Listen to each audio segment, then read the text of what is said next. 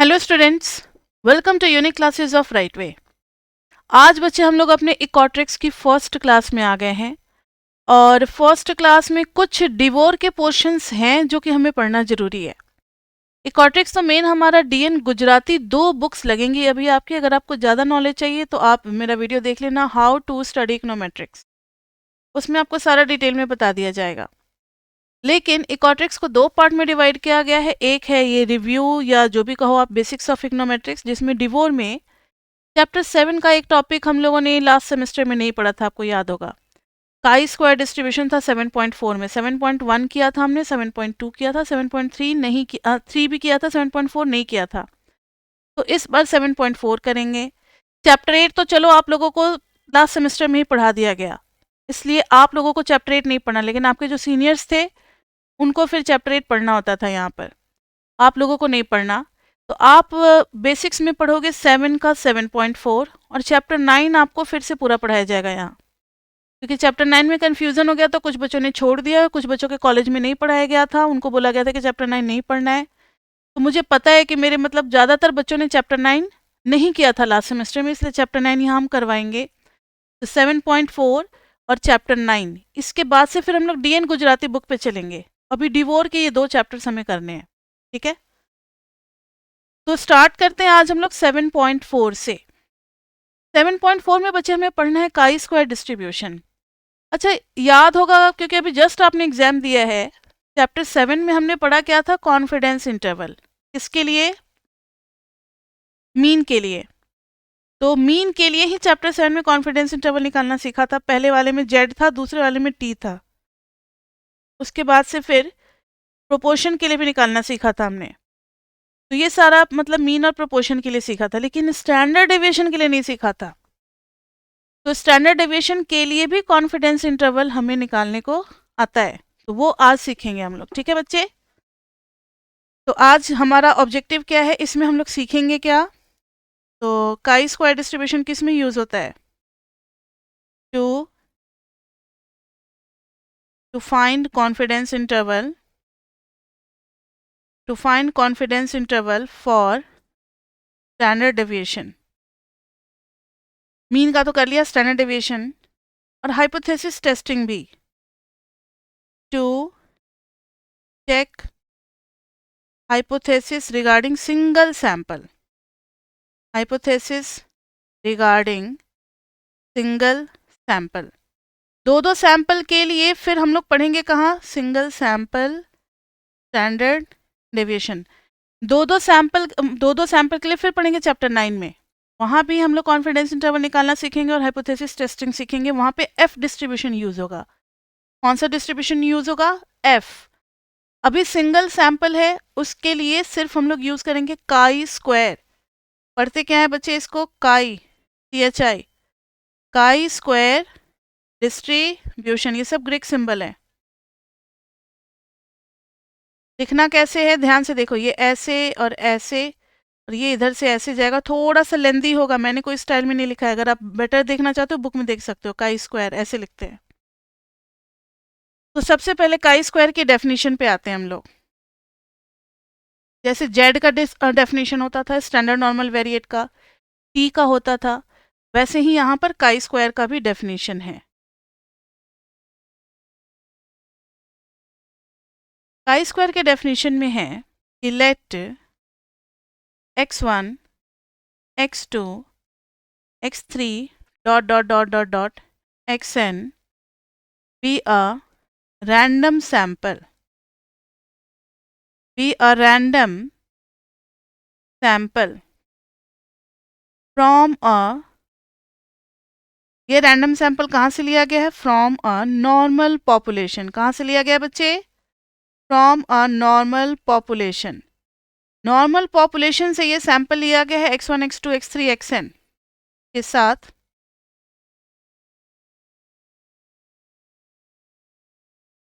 Normal population, normal population with parameters, mu and sigma square। Then मतलब जब हम लोग डेफिनेशन पढ़ते हैं ना थ्योरी, तो हम एक ऐसे पॉपुलेशन का कल्पना कर रहे होते हैं जिसका म्यू और सिग्मा स्क्वायर हमें ऑलरेडी पता है, उससे हम एक सैंपल निकाल रहे हैं, ठीक है। इसलिए सिग्मा स्क्वायर को अभी हम लोग यूज़ कर लेंगे, बाद में फिर उसको हम लोग एज्यूम कर लेंगे कि जब ये सिग्मा स्क्वायर अननोन होगा तब क्या होगा, ठीक है। तो अभी देखिए जरा आप लोग, देन एक रैंडम वेरिएबल है, कौन सा random variable, n-1 S square by sigma square. अब ध्यान देंगे n क्या है, नंबर ऑफ ऑब्जर्वेशन है यानी सैंपल साइज है। सैंपल साइज में अगर 10 एलिमेंट लिए होंगे तो n-1 यानी 10-1 पुट कर देना होगा। एस स्क्वायर क्या है, तो सैंपल का वेरिएंस है, और सिग्मा स्क्वायर क्या है, पॉपुलेशन का है। जरा आप इसको सॉल्व करो तो देखना क्या मिलेगा। आपने पढ़ रखा है ना एस स्क्वायर का फॉर्मूला, एस स्क्वायर का फॉर्मूला क्या पढ़ा हुआ है, डिवोर के फर्स्ट चैप्टर में पढ़ाया था लास्ट सेमेस्टर में। बताओ जल्दी से एस स्क्वायर का फॉर्मूला। किसी को कुछ नहीं याद है। अपॉन में n-1 कौन बोलेगा, ये होता था ना n-1, ये चैप्टर 1 में, और इसका प्रूफ हमने कहाँ किया था, चैप्टर 6 में किया था, याद होगा आपको कि ये एस्टिमेटर है, अनबेस्ड एस्टिमेटर, इसका हमने प्रूफ भी किया था 3 सेक्शन में डिवाइड करके। तो एस स्क्वायर की जगह जब आप ये डाल दोगे तो ये क्या आ जाएगा, n-1 एस स्क्वायर की जगह पे हमने डाल दिया summation x minus x mean का होल स्क्वायर अपॉन में n-1, और सिग्मा स्क्वायर तो था ही, ये n-1 कैंसिल। तो रैंडम वेरिएबल में ये जो रैंडम वेरिएबल है ये बन गया, that is summation x minus x mean का whole square upon sigma square. ये जो है ये फॉलो करेगा has a chi square distribution, chi square probability distribution. ये सारे प्रोबेबिलिटी डिस्ट्रीब्यूशन फंक्शन ही होते हैं, जेड वगैरह वगैरह, distribution with degrees of freedom कितना, n-1, जिसको कि हम लोग न्यू से रिप्रेजेंट करते हैं, किससे, न्यू से, n for sorry small v, tilted v, new, ये सब आप टी में पढ़ चुके हो। तो n-1 ये हमारा डिग्रीज ऑफ फ्रीडम है। तो काई स्क्वायर एक ऐसा डिस्ट्रीब्यूशन है, यानी हर सैंपल के डेटा को अगर उसके मीन से आप डिवाइड करके स्क्वायर कर दो और अपॉन सिग्मा स्क्वायर करोगे तो वो फॉलो करेगा काई स्क्वायर डिस्ट्रीब्यूशन। अभी कंफ्यूज बिल्कुल भी नहीं होना कि मैम सिग्मा स्क्वायर हमें नहीं पता है, तभी तो हम कॉन्फिडेंस इंटरवल निकालते हैं with the help of sample standard division, वो बात अभी करेंगे, लेकिन अभी थ्योरी पढ़ रहे हैं, ठीक है। अब क्वेश्चन में प्रॉब्लम कहाँ आएगी वो ध्यान दो, note, sigma square is unknown, ये हमें पता नहीं होता, and we have to find confidence interval for sigma with the help of s. s is what, sample standard deviation. तो यही सब कुछ अभी इस वाले एक्सरसाइज में हमें सीखना है, क्लियर बच्चे। लेकिन अभी काई स्क्वायर के बारे में थोड़ा सा और हमें नॉलेज ले लेना है, थोड़ा सा नॉलेज ले लेते हैं, थ्योरेटिकल नॉलेज, उसके बाद से इसके डेरिवेशन पे चलेंगे। जैसे हमने फॉर्मूला डिराइव किया था ना पॉपुलेशन म्यू के लिए, डिराइव नहीं किया था, mu lies in mean plus minus Z sigma by root N, उसी टाइप का कुछ यहाँ भी फॉर्मूला आएगा, लेकिन उसके पहले कुछ प्रॉपर्टीज ऑफ काई स्क्वायर डिस्ट्रीब्यूशन पढ़ लेते हैं। तो हेडिंग लिखना आप लोग, जो बच्चे लेट से ज्वाइन किए उनको बता दें कि अभी हम लोग डिवोर वाला पोर्शन कर रहे हैं, डिवोर वाला पोर्शन पहले करना जरूरी है गुजराती से, नहीं तो फिर आपको गुजराती में कुछ जगह पे प्रॉब्लम आ सकती है। Now see properties of chi square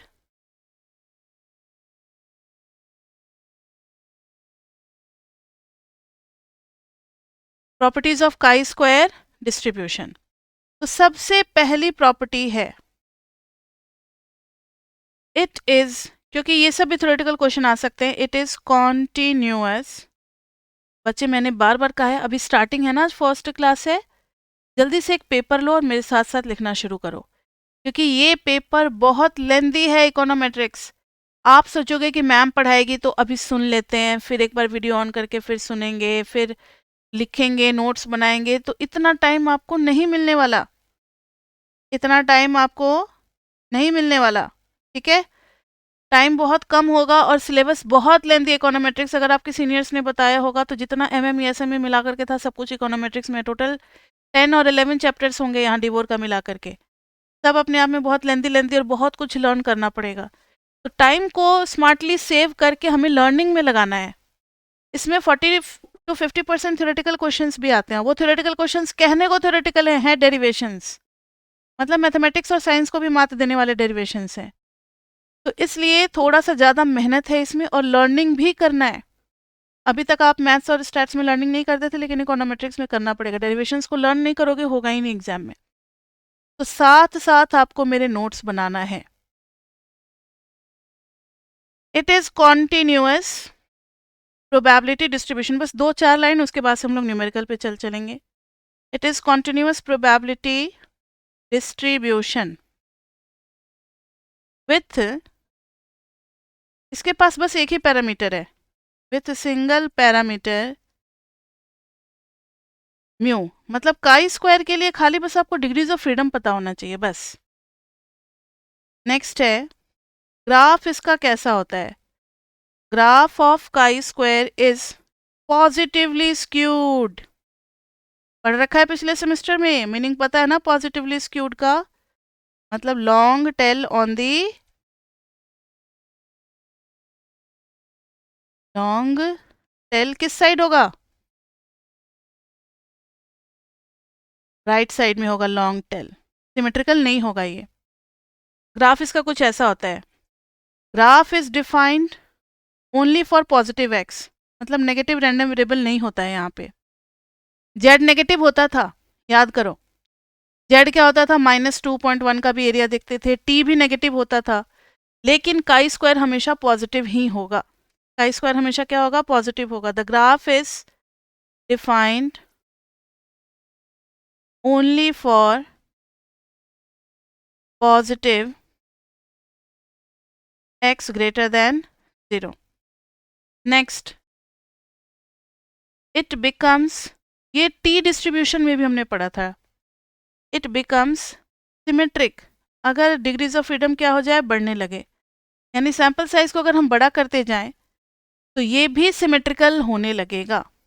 it becomes symmetric when degrees of freedom increases, यानी स्टार्टिंग में इसका ग्राफ कुछ ऐसा होता है, ध्यान से देखें आप लोग।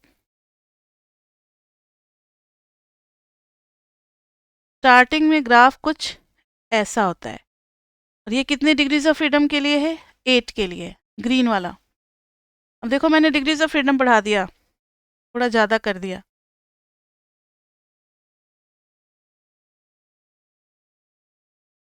थोड़ा सा ज़्यादा सिमेट्रिकल हो गया, न्यू फॉर 15। और फिर मैंने थोड़ा सा और बढ़ा दिया, थोड़ा और ज़्यादा पहले से सिमेट्रिकल हो गया, दिस इज़ न्यू फॉर 30। तो जैसे जैसे हमारा डिग्रीज ऑफ फ्रीडम बढ़ेगा, जैसे जैसे हमारा डिग्रीज ऑफ फ्रीडम बढ़ेगा, इधर 0 से इन्फिनिटी होती है हमारी x की वैल्यूज़, और इधर होता है अपना px। जैसे जैसे हमारा डिग्रीज ऑफ फ्रीडम बढ़ेगा, distribution becomes more symmetrical. Clear बच्चे?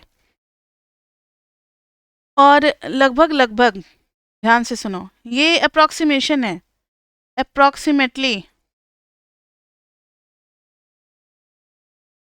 कुछ बुक्स में ये दे रखा है, वैसे आपको ये फॉलो नहीं करना, ये आपकी बुक में नहीं दिया हुआ है इसलिए, लेकिन फिर भी बता दे रहे हैं कि n अगर 100 से ज़्यादा हो जाए, अप्रॉक्सीमेटली n कितना एनफ होना चाहिए, तब ये नॉर्मल डिस्ट्रीब्यूशन की तरफ टेंड करने लगता है, then tends to normal distribution. अगर n 100 या 100 से ज़्यादा हो जाए तो ये काई स्क्वायर भी नॉर्मल जैसा ही बिहेव करने लगता है। क्लियर बच्चे? अब आपको एप्लीकेशन में क्या क्या हम लोग एप्लीकेशन करेंगे, तो मैंने बता दिया ना, एप्लीकेशन में 2 एप्लीकेशन है। एक कॉन्फिडेंस इंटरवल निकालना, किसके लिए? पॉपुलेशन स्टैंडर्ड डेविएशन के लिए, on the basis of single sample standard deviation, या फिर हाइपोथेसिस टेस्टिंग से चेक करना कि अगर हमारा सैम्पल स्टैंडर्ड डिविएशन इतना आ रहा है तो पॉपुलेशन वाला 95% या इन सब पे इसके साथ मतलब इक्वल होगा या इससे ज़्यादा होगा या इससे कम होगा, इस टाइप के टेस्ट हमें करने होते हैं। ठीक है, तो अब आगे थोड़ा सा हम लोग बढ़ेंगे इसके फॉर्मूला डेरिवेशन की तरफ। फॉर्मूला डेरिवेशन पे जाने से पहले एक चीज और है, क्रिटिकल वैल्यू। जैसे पिछले सेमेस्टर में भी हम लोग जेड में निकालते थे क्रिटिकल वैल्यू, टी में निकालते थे, एफ में निकालते थे, बहुत सारे पढ़ रखे थे। वैसे ही काई स्क्वायर की भी क्रिटिकल वैल्यूज होती है, थोड़ा सा उसके बारे में जान लो। तो हेडिंग देना काई स्क्वायर। जब तक एक एग्जाम्पल नहीं होगा ना, सारी चीजें एक साथ असेंबल नहीं होंगी ढंग से। एक एग्जाम्पल करा देंगे, फिर से रिवाइज करवाएंगे आज के क्लास को ना, आज ही की क्लास में रिवाइज करवाएंगे, तब आपको सारी चीजें कनेक्टेड लगेंगी। अभी बहुत अजीब लग रहा होगा, लेकिन इतना भी अजीब नहीं, क्योंकि आप थोड़ा थोड़ा डिस्ट्रीब्यूशंस वगैरह ये सब पढ़ चुके हो last semester. Chi square critical values, ध्यान से सुनना मेरी बात।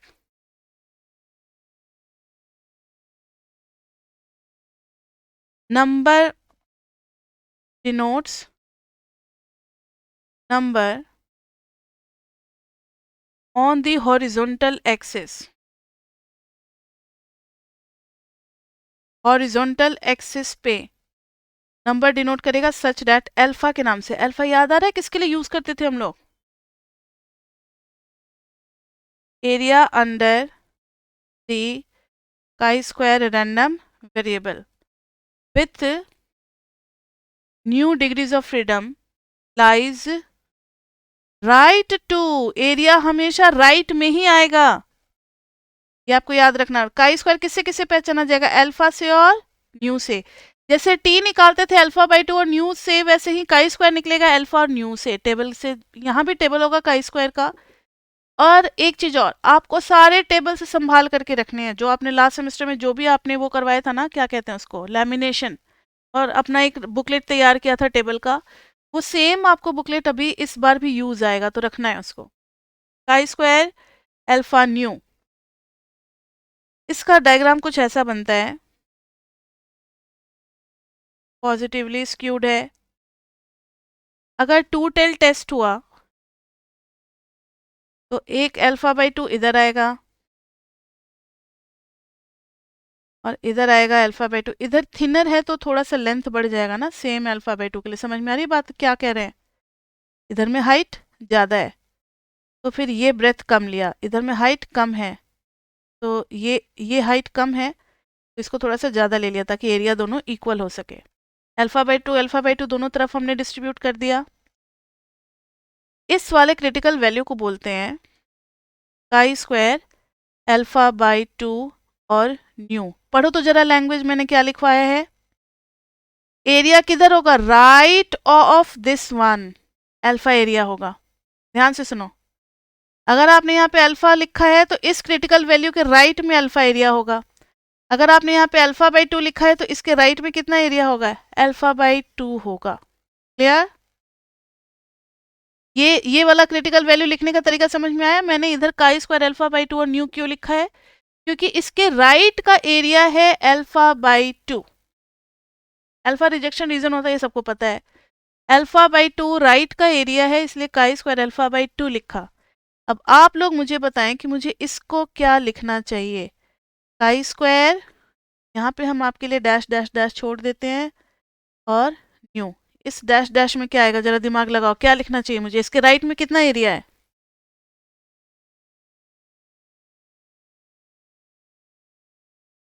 नहीं पता। यस, 1 - अल्फा/2। अब मेरी बात ध्यान से सुनो, काई स्क्वायर डिस्ट्रीब्यूशन भी तो एक प्रोबेबिलिटी डिस्ट्रीब्यूशन ही है ना? और प्रोबेबिलिटी डिस्ट्रीब्यूशन के अंदर का जो भी एरिया होता है, टोटल एरिया कितना होगा? 1, क्योंकि टोटल प्रोबेबिलिटी इज 1। तो इस कर्व के नीचे का भी टोटल एरिया कितना होगा? 1। अब अगर इधर हो गया अल्फा बाई टू, तो इधर कितना बचेगा? येलो से शेड कर रहे हैं, ये पूरा एरिया कितना बचेगा? 1 - अल्फा/2।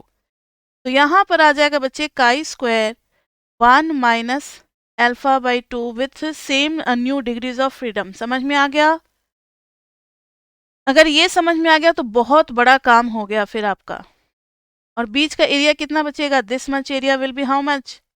1 माइनस अल्फा, क्योंकि इधर अल्फा बाई 2, इधर alpha by 2, so this is what? 1 minus alpha. Critical value का ये वाला पार्ट आया समझ में सभी को? किसी को प्रॉब्लम है तो फिर से पूछो। फिर से हम एक बार और रिपीट कर देते हैं। काई स्क्वायर एक गिवन रिजेक्शन रीजन के लिए निकाला जाएगा। हम इनको किस नाम से जानेंगे, कैसे पहचानेंगे कि कौन सा क्रिटिकल वैल्यू के बारे में बात कर रहे हैं? तो उसका आप प्रेजेंटेशन देख रहे हैं, नोमेनक्लेचर जो कहा जाता है, कैसे पहचानेंगे? हैं तो दोनों काई स्क्वायर की ही वैल्यूज, दोनों क्रिटिकल वैल्यूज, एक लेफ्ट वाली एक राइट वाली। राइट वाली के लिए नाम अलग है, वहां पर हमने क्या यूज किया है? अल्फा बाई 2, क्योंकि इसके राइट में एरिया है अल्फा बाई 2। इसके लिए यूज किया है 1 माइनस अल्फा बाई 2, क्योंकि इसके राइट में है एरिया कितना? इधर था अल्फा बाई 2, टोटल था 1, 1 में से माइनस कर दिया, 1 माइनस अल्फा बाई 2। ठीक है, ये दोनों काई स्क्वायर की वैल्यू आपको क्लियर हो गई। और हमारा जो भी सैंपल का काई स्क्वायर होगा वो इतने से इतने के बीच में ही लाई करेगा। ये भी आपको ध्यान में रखना, हमारा जो डिस्ट्रीब्यूशन का काई स्क्वायर होगा, जो प्रैक्टिकल वैल्यू होगी, ये दोनों तो क्रिटिकल है ना, ये क्रिटिकल है, ये क्रिटिकल है। और जो हमारा कैलकुलेटेड होता है, जो सैंपल से निकलता है, वो इतने से इतने के बीच में लाई करना चाहिए फॉर कॉन्फिडेंस इंटरवल। अब और एक मैंने पॉइंट ऐड कर दिया, ये समझ में आया आपको जो मैंने बोला? हमारा जो प्रैक्टिकल काई स्क्वायर है, जो कि सैंपल के डेटा से निकलेगा, और कैसे निकलेगा वो अभी बता रहे हैं। जो निकलेगा वो काई स्क्वायर हमारा इन दोनों के बीच में रहना चाहिए। यहीं से स्टार्ट हो जाएगा हमारा डेरिवेशन। ये समझ में आया सभी को? अब ध्यान से देखो, chi square must lie between, लिखेंगे as our calculated chi-square, as our calculated chi-square from sample data must lie between कौन कौन सी वैल्यू? इस दोनों के बीच में काई square 1 minus alpha by 2 new and काई स्क्वायर अल्फा बाई 2 न्यू। आज के बाद से आपके दिमाग में कोई कंफ्यूजन नहीं होना चाहिए कि मैम ये दोनों वैल्यू कहाँ से लाई है और कैसे लिखी है, याद होना चाहिए सबको। बहुत समझाया मैंने इसको।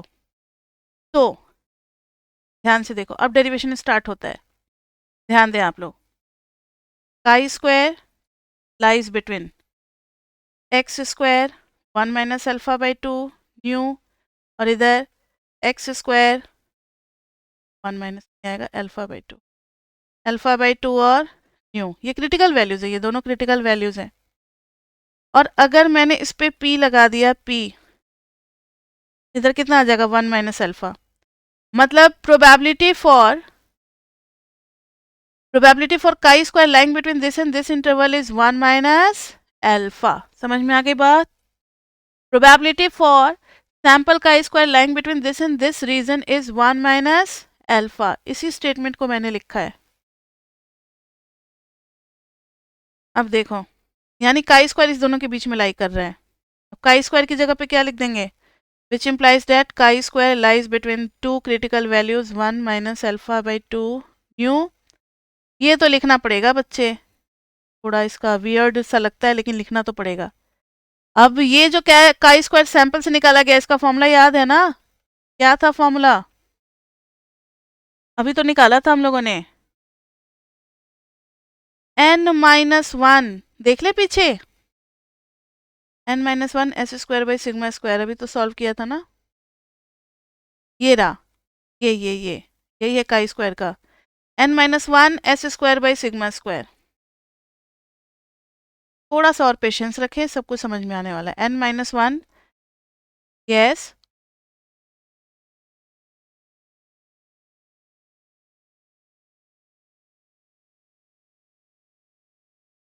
क्या किसके बारे में कह रहे हो? जेड के बारे में स्टैंडर्डाइज्ड होता था, वैसे ही काई स्क्वायर।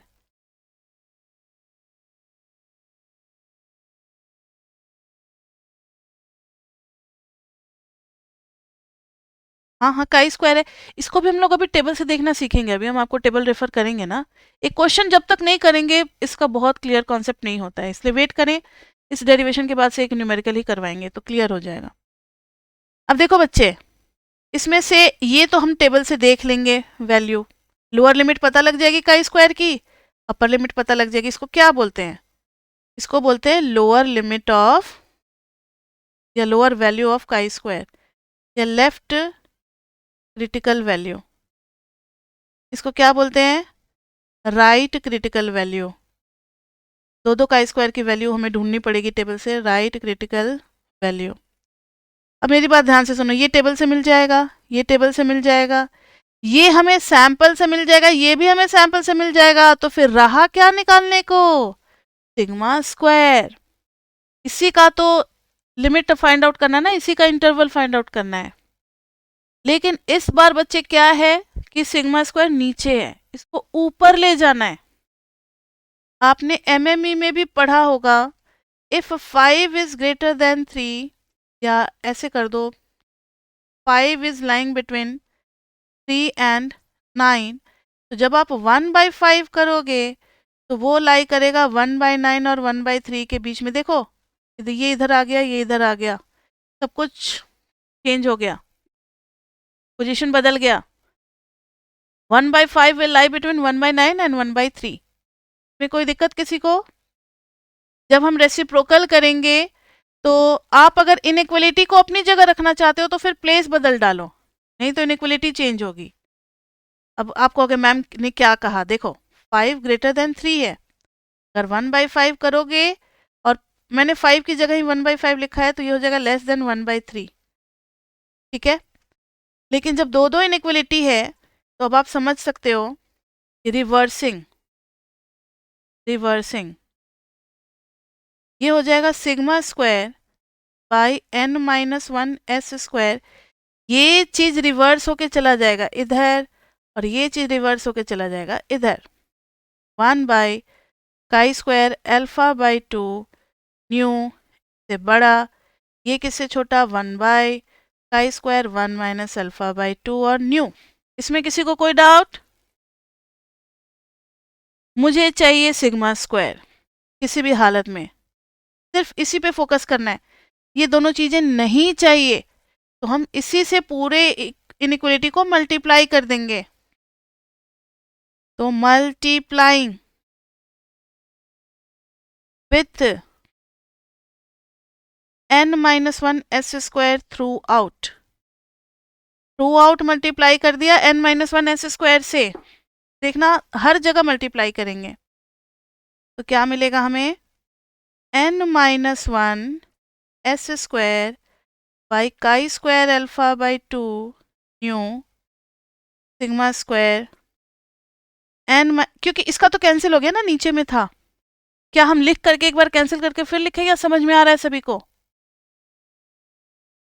आ रहा है ना सबको समझ में? हाँ, एक स्टेप मैंने बचा लिया। chi² 1 - α/2 न्यू, और यही आ गया कॉन्फिडेंस इंटरवल। किसके लिए? वेरिएंस के लिए। तो variance belongs to, this is your lower limit, this is your upper limit. n-1 s² by chi² α/2 nu, इधर आ गया n-1 s² by chi² 1 - α/2 and nu. Now we have to remember this formula. यही हमें question कराएगा, और एक question तो इस पे बच्चे 5 मार्क्स का आना ही आना है, 4 to 5 मार्क्स। डेरिवेशन आपसे नहीं पूछेगा, आपको सीधा कॉन्फिडेंस इंटरवल निकालना होगा, लेकिन याद रहेगा तभी तो आप निकालोगे। तो आपको सिर्फ ये फिगर याद रखना है। कौन सा? ये वाला, ये और ये। और फिर याद रख लेना कि एक्सचेंज हो जाता है 1 बाई में जा करके, तो एक्सचेंज हो जाएगा तो लेफ्ट वाला चला जाएगा किधर? राइट में, डिनोमिनेटर में। ये जो मैंने इंटरवल बनाया है ये बता रहा है कि कभी कभी ना पूरा पॉपुलेशन लेना हमारे लिए पॉसिबल नहीं होता, तो हमने एक छोटा सा सैंपल लिया है। उस सैंपल का वेरिएंस सपोज करो मेरा आ गया है 4.5, तो सैंपल का वेरिएंस आया है s²। अब इस सैंपल के वेरिएंस के बेसिस पे we are trying to find the limiting interval for population variance. अब पॉपुलेशन तो हम कभी जिंदगी में निकालने नहीं जा रहे, क्योंकि वो हमारे रेंज से बाहर है, ना उतना टाइम है, ना उतना रिसोर्सेज है हमारे पास, ना उतना मैन पावर है। लेकिन सैंपल के बेसिस पे हम एक आइडिया लगा रहे हैं, कि अप्रोक्सीमेशन लगा रहे हैं कि अगर अगर सैंपल का वेरिएंस इतना आया है तो पॉपुलेशन का कहाँ से कहाँ तक होगा। सपोज करो सॉल्व करने के बाद ये आ जाता है 3.8 से लेकर के 5.7 तक, तो 4.5 के हेल्प से आ गया है रेंज हमारा किसके लिए, पॉपुलेशन वेरिएंस के लिए। और जब हम सर्वे करते हैं या कोई भी स्टडी करते हैं, जब एनालिसिस करते हैं बिजनेस के लिए या किसी भी चीज़ के लिए, तो हमें चाहिए होता है वेरिएंस। वेरिएंस नहीं निकाल सकते क्योंकि पूरा पॉपुलेशन ही हमने कवर नहीं किया, लेकिन उस वेरिएंस का एक अप्रॉक्सीमेट रीजन निकाल लेते हैं कि ये इतने से इतने के बीच में होगा। ठीक है, ये इतने से इतने के बीच में डाटा वेरी कर रहा है, यही निकाला जाता है वेरिएंस का रेंज। समझ में आ गई बात? ठीक है, अब जब ये समझ में आ गया है तो एक न्यूमेरिकल हम लोग कर सकते हैं इसके ऊपर। तो चलो क्वेश्चन करते हैं। एग्जाम्पल 7.15, आप लोग अपना अपना डिवोर बुक निकाल लें अगर है तो, नहीं है तो कोई बात नहीं। 7.15, just a minute, let me open my book. 7.15,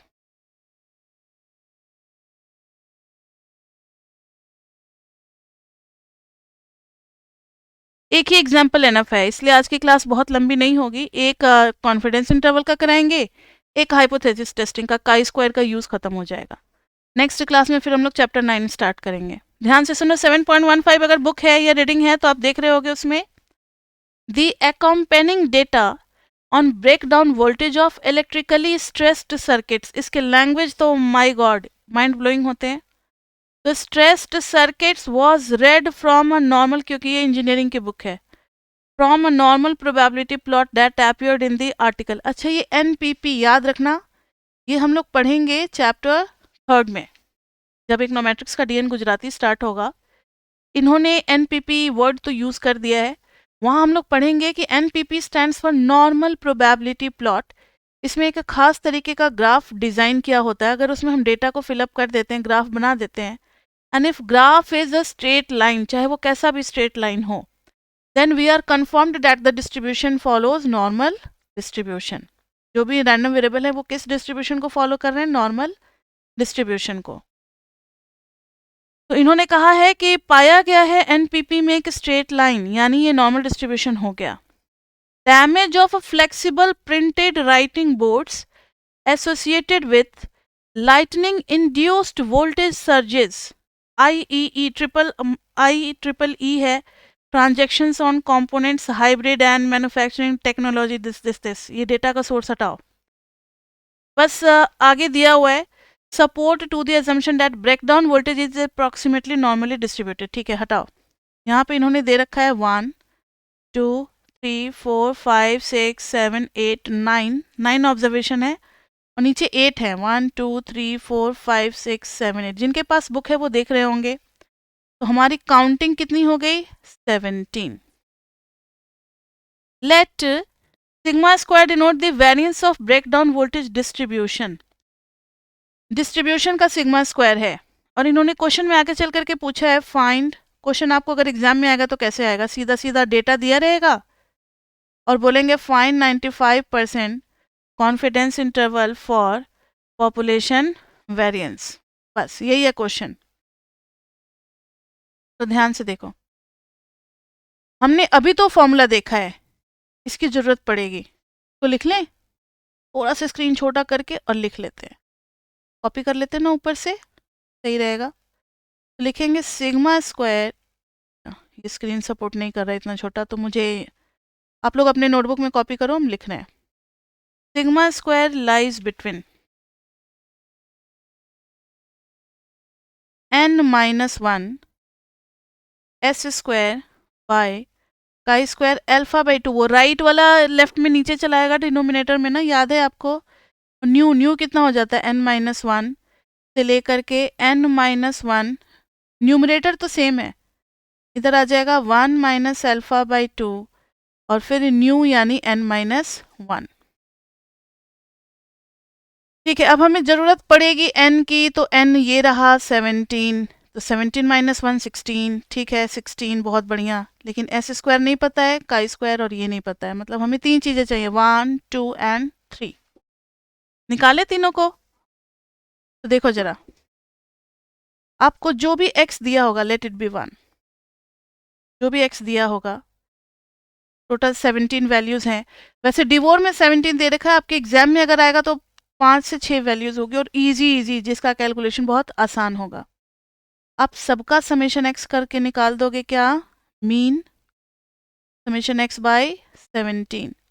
उसके बाद से आप करोगे x माइनस एक्स मीन, उसके बाद से आप करोगे x माइनस एक्स मीन का होल स्क्वायर, फिर यहाँ पर आपको मिलेगा summation of x minus x mean का होल स्क्वायर, फिर आपको मिल जाएगा S square is equal to जो भी समेशन आया होगा उसको आप किससे डिवाइड कर दोगे, n-1, that is summation x minus x mean का होल स्क्वायर अपॉन 17 माइनस 1 16।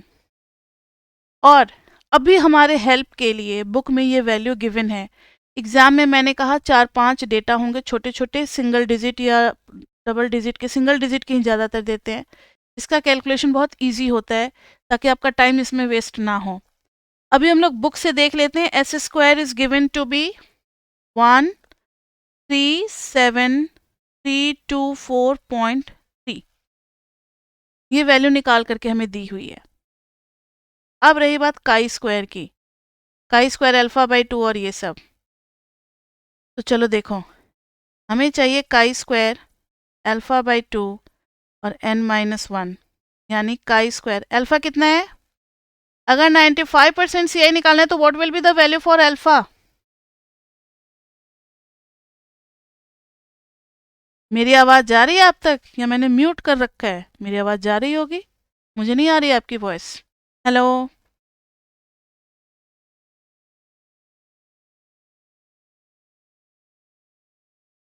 अगर 95% कॉन्फिडेंस इंटरवल है तो रिजेक्शन रीजन कितना होगा, 5% होगा, 0.05। तो इसका मतलब है कि हम आपसे कोई क्वेश्चन ना पूछें और सिर्फ मोनोटोनस क्लास चलता चले, नहीं ये बात नहीं चलेगा, आप लोगों को भी जवाब देना पड़ेगा।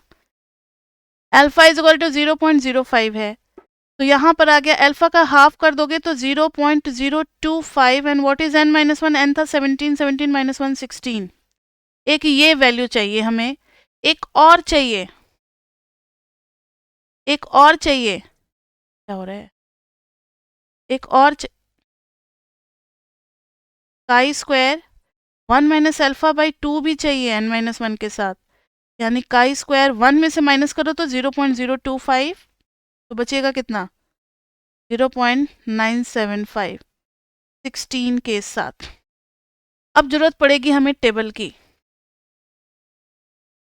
टेबल है तो आप लोग निकालो, 2 मिनट का समय ले सकते हो, कोई बात नहीं है, जल्दी जाओ दौड़ करके अपना टेबल लेकर के आओ, और अगर मोबाइल में है तो निकाल लो इसको, मिनट।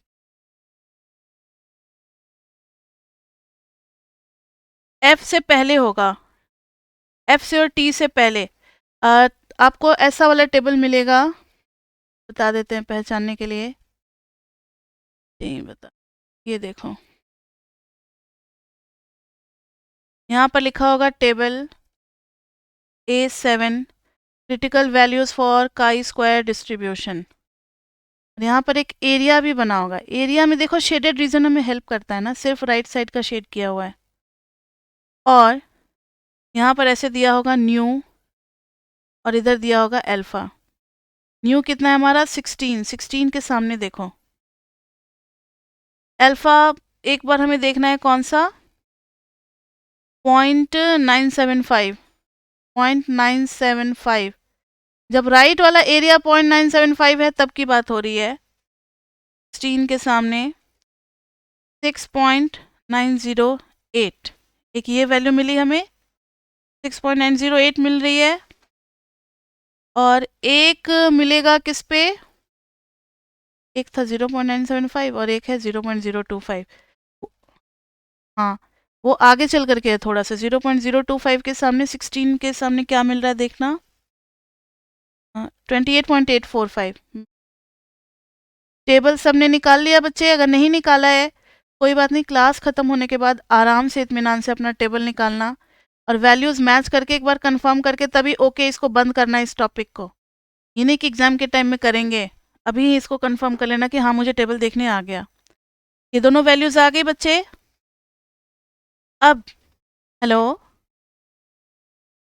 यस,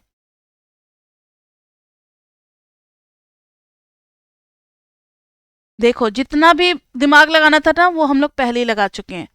ये जो आप सोच रहे हो कि ये अल्फा है 0.975, तो हमने तो कर ही लिया ना ये काम। ये किया नहीं था ऐसे, ये पूरा 0.975 होगा।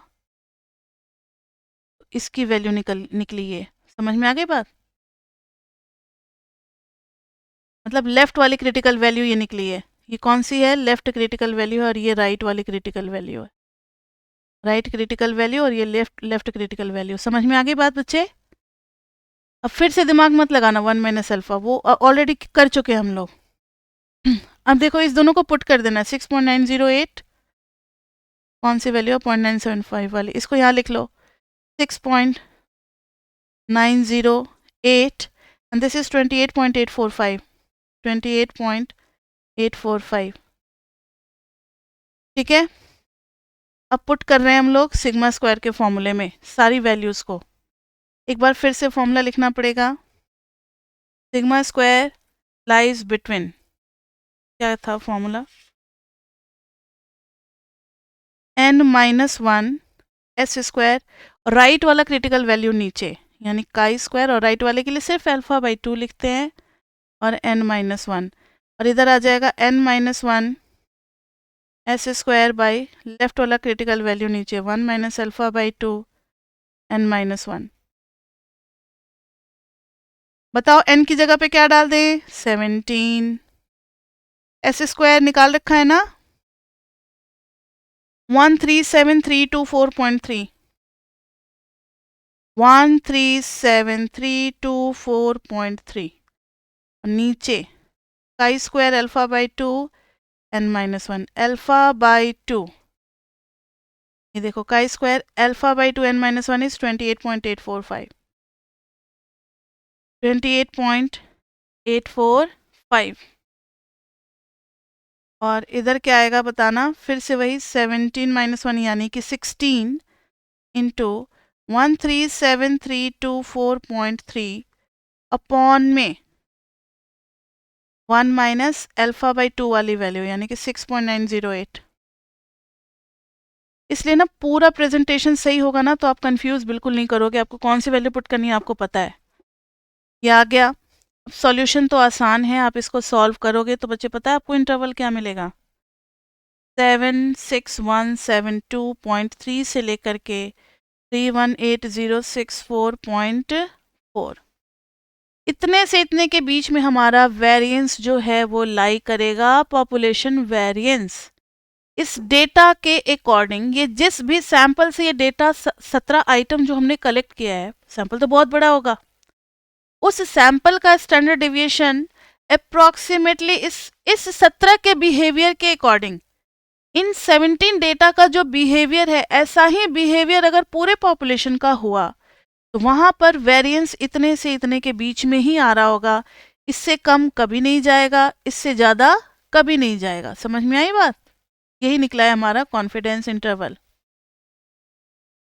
ये क्वेश्चन आना बच्चे पक्की बात है, नहीं तो फिर ये सेक्शन ही उड़ा देते सिलेबस से। तो ये बहुत इजी है, एक ही क्लास में आपका 4 से 5 नंबर पक्का हो जाता है, ठीक है।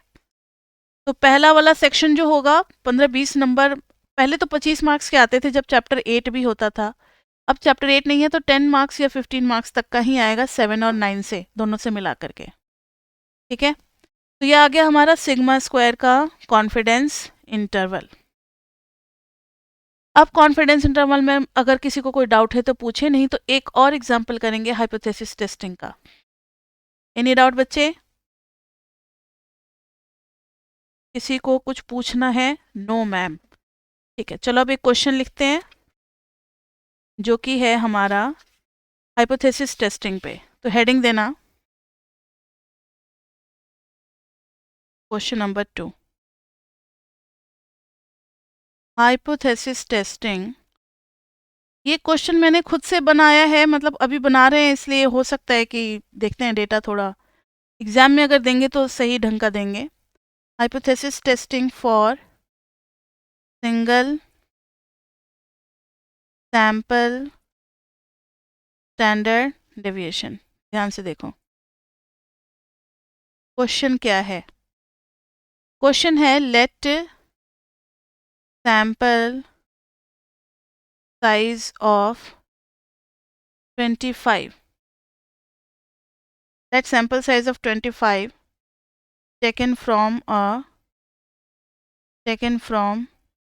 a population which follows normal distribution, which follows normal distribution, which follows normal distribution,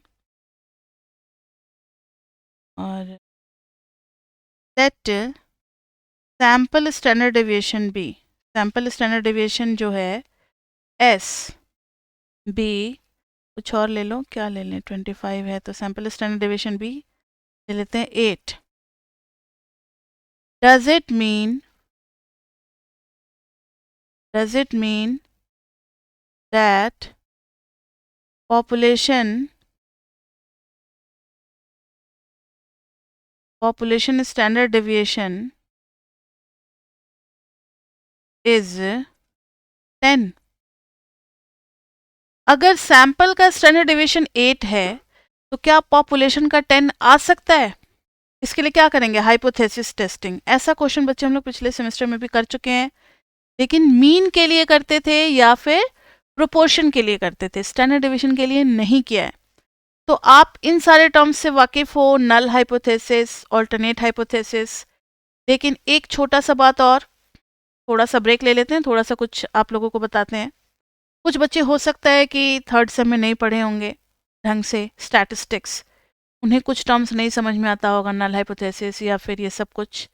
तो आप बात करो प्रवीण सर से, वो आपको पिछले सेमेस्टर का लॉगिन आईडी जनरेट कर देंगे और आपको वहाँ से सिर्फ 7 और 8 चैप्टर पढ़ करके और तब सिर्फ कॉन्सेप्ट पढ़ करके अपना एक बार रिवाइज कर लेना है। जिन बच्चों ने मेरे से ट्यूशन लिया, मेरे से पढ़ा, उनका तो कॉन्सेप्ट होगा, उनको रिवीजन करने की जरूरत नहीं है, उतना तो हम रिकॉल करा ही देंगे। जिन बच्चों ने मेरे से नहीं पढ़ा है वो वहाँ से अपना लॉगिन आईडी जनरेट करा करके सिर्फ 7 और 8, क्योंकि इतना टाइम नहीं है कि और चैप्टर्स हम आपको बोलें, 7 और 8 2 चैप्टर्स बस आपको रिवाइज करके यहाँ आ जाना है। उसके बाद से आप पढ़ोगे तो आपको अच्छे से समझ में आएगा। तो बच्चे यहाँ पर देखो, इन्होंने बोला है कि क्या पॉपुलेशन का स्टैंडर्ड डेविएशन जो है वो 10 ले सकते हैं हम लोग। तो नल हाइपोथेसिस में क्या ले लेंगे हम लोग कि ठीक है ये 10 है। ऑल्टरनेट में क्या ले लेंगे, standard deviation is not equal to 10। इन्होंने 10 को चेक करने को कहा। इनका क्लेम है कि पॉपुलेशन स्टैंडर्ड डेविएशन जो है वो 10 हो सकता है, उसी को चेक करना है। तो नल में तो हमेशा न्यूट्रल लेते हैं, इज इक्वल टू वाला। जो भी अलग होगा नॉट इक्वल टू, क्योंकि यहाँ पे ये नहीं कहा है लेस देन या ग्रेटर देन, नहीं है, सीधा इज बोला है। 10 से कम भी हो सकता है, 10 से ज़्यादा भी हो सकता है, इसलिए टू टेल्ड लगा रहे हैं, टू टेल्ड लग रहा है। टू टेल्ड में आपको पता है कि अल्फा अल्फा 2 पार्ट में बट जाएगा, अल्फा बाई 2 अल्फा बाई 2। अगर सिंगल टेल होगा तो सारा का सारा अल्फा राइट हैंड साइड पे जाएगा। क्लियर, राइट टेल टेस्ट में। अभी टू टेल्ड की बात कर रहे हैं तो यहाँ पर हम लोग यूज़ करेंगे काई स्क्वायर। तो chi square calculated from sample, इसका फॉर्मूला क्या हो जाएगा, n-1 s square by sigma square. बताओ तो n कितना है, 25 है, तो 25 माइनस 1। एस स्क्वायर कितना है, s कितना है बताओ, 8 है जो सैम्पल का आया है, 8 का स्क्वायर, और नीचे में सिग्मा स्क्वायर 10 का स्क्वायर डालेंगे, क्योंकि पॉपुलेशन का हमने एज्यूम किया है 10 स्क्वायर। जरा इसको सॉल्व करो तो कैलकुलेटर है, कितना आ रहा है chi square, 25 minus 1 is 24, into 8 का स्क्वायर यानी 64 डिवाइडेड बाय 100 15.36 का स्क्वायर कैलकुलेटेड। अब फॉर अल्फा, अल्फा हमें क्वेश्चन में गिवन होगा, नहीं गिवन होगा तो स्टैंडर्ड अल्फा 0.05 ही ले लेते हैं। And since it is 2 tail test तो इधर भी अल्फा बाई 2, इधर ना छोटा अल्फा बनाना क्योंकि हाइट इसकी ज़्यादा होती है, अल्फा बाई 2 यानी कि 0.025, इधर भी 0.025। अब क्रिटिकल आपको निकालना है। क्रिटिकल आपको पता है कि कौन कौन सी होती हैं, इनको किस नाम से जानते हैं हम लोग, काई स्क्वायर 1 माइनस अल्फा बाई 2, और न्यू कितना हो जाएगा यहाँ पर 25 माइनस 1 इज इक्वल टू 24। तो 24 ये हो जाएगा, this critical value will be काई स्क्वायर अल्फा बाई 2 और 24। अब जरा टेबल अपना फिर से वही टेबल निकालो, सेम टेबल काई स्क्वायर वाली।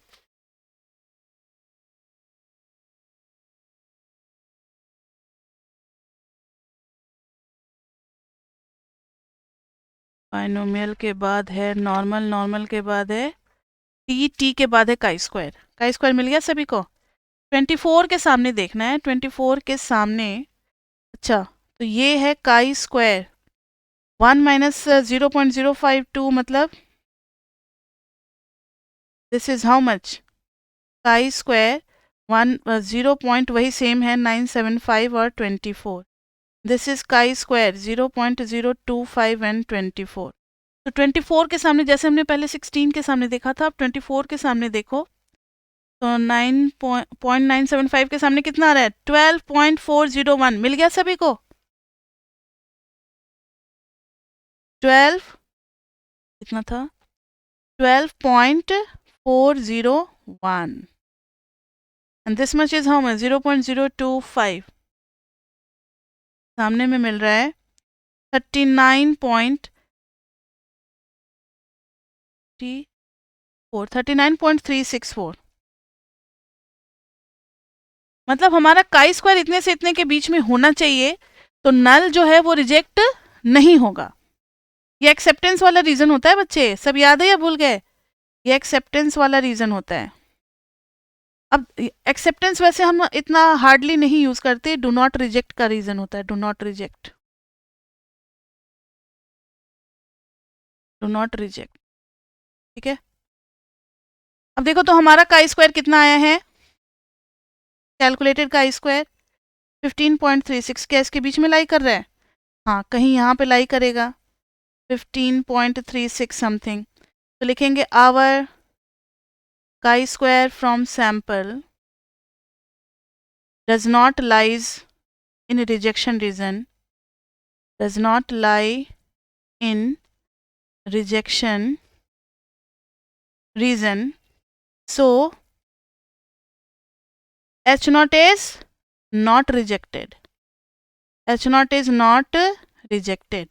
और अगर H naught रिजेक्ट नहीं हुआ तो क्या हुआ बच्चे, इसका मतलब कि हाँ सैंपल का 8 आने के बावजूद हम लोग पॉपुलेशन का 10 एज्यूम कर सकते हैं।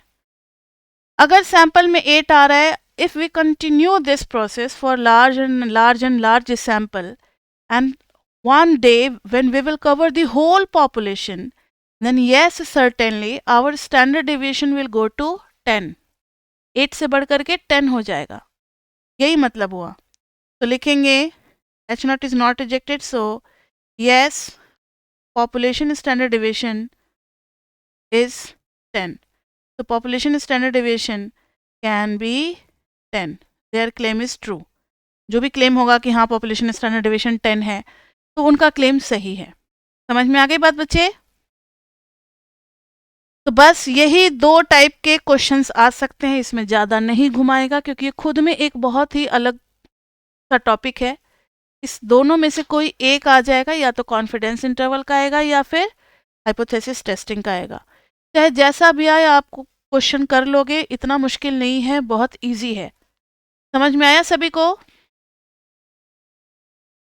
काई स्क्वायर मेनली है बस टेबल देखना, और काई स्क्वायर में बस यही है, ये 2 चीज़ें बस याद रखना, बाकी सब आपको पता है।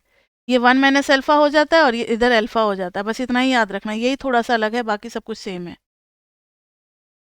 यस बच्चे, इसके साथ ना हमारा ये 7.4 कंप्लीट होता है, इसमें और कुछ भी नहीं है।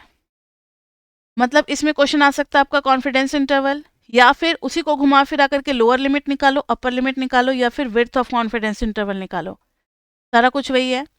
उसके बाद से दूसरा है ये हाइपोथेसिस टेस्टिंग का। अगर विड्थ ऑफ कॉन्फिडेंस इंटरवल बोलता है तो आप क्या करोगे, यहाँ से यहाँ तक, मतलब वन में ये वाला इंटरवल कहाँ गया, just a minute, width of confidence interval, तो इस दोनों के बीच का गैप निकाल दोगे। विड्थ के ऊपर कोई फॉर्मूला नहीं आएगा क्योंकि ये सिमेट्रिक नहीं होता है, तो वो फॉर्मूला नहीं 2z sigma by root N से जो हम लोग एन निकाल लेते थे वैसा कोई क्वेश्चन नहीं होगा का स्क्वायर में, because it is not symmetrical. तो हम जैसा लेफ्ट में जितना गैप है उतना ही राइट में नहीं कर सकते, अलग अलग होगा गैप, लेकिन पूरा विड्थ इन्हीं दोनों के बीच का डिफरेंस होगा। समझ में आ रही है बात? तो यही इतना था चैप्टर 7 का, इससे ज़्यादा कुछ है भी नहीं। और आज के क्लास में बच्चे बस इतना ही। नेक्स्ट क्लास में हम लोग चैप्टर 9 करेंगे, लेकिन चैप्टर 9 में जाने से पहले आपको चैप्टर 8 पिछले सेमेस्टर का क्लियर होना चाहिए। अल्फा बीटा की ज़रूरत नहीं है, first error, type 1 error, type 2 error की ज़रूरत नहीं है, सिर्फ कॉन्फिडेंस इंटरवल का आपको पता होना चाहिए। पी वैल्यू यूज़ करते थे वो भी पता होना चाहिए, यानी आप 8.1, 8.2 और 8.3 बस तीन ही चीज़ देख लेना, दैट्स एनफ। ठीक है बच्चे, तो आज के लिए इतना ही, फिर मिलते हैं हम लोग कल अपने क्लास में सेम टाइम पे 8 o'clock। तब तक के लिए bye bye, bye bye, bye bye.